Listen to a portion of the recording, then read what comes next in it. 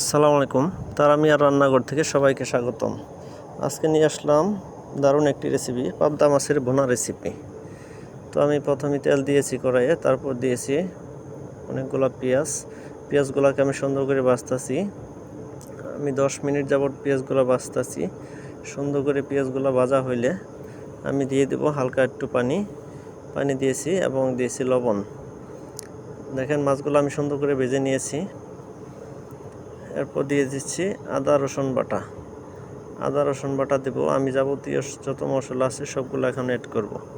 আমি জিরার ফাঁকি, ধনিয়ার ফাঁকি, হলুদের ফাঁকি, মরিচের ফাঁকি সবগুলা রেডি করে নিয়েছিলাম এবং সবগুলো একসাথে ইউজ করছি।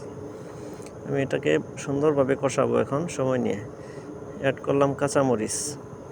মশলাটাকে ভালোভাবে কষাইতে হবে সময় নিয়ে, যতক্ষণ পর্যন্ত মশলা থেকে তেল না বের হবে। দেখেন কত সুন্দরভাবে মশলাটা কষানো হয়েছে।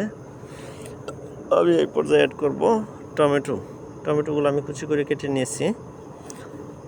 এটা দিয়ে আরও ভালোভাবে কষাইতে হবে। আমি আরও 5 থেকে 7 মিনিট কষাবো এটাকে, যতক্ষণ পর্যন্ত টমেটোগুলো সফট না হবে। কষানি হয়ে গেছে, আমি দিয়েছি পরিমাণ মতো পানি। দেখেন সুন্দর করে আমি কড়া করে পাবদা মাছগুলো ভেজে নিয়েছি।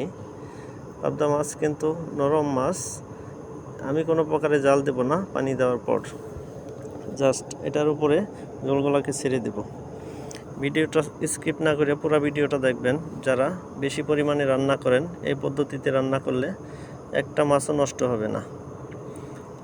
আর ভিডিওটা ভালো লাগলে চ্যানেলটি অবশ্যই সাবস্ক্রাইব করে দেবেন,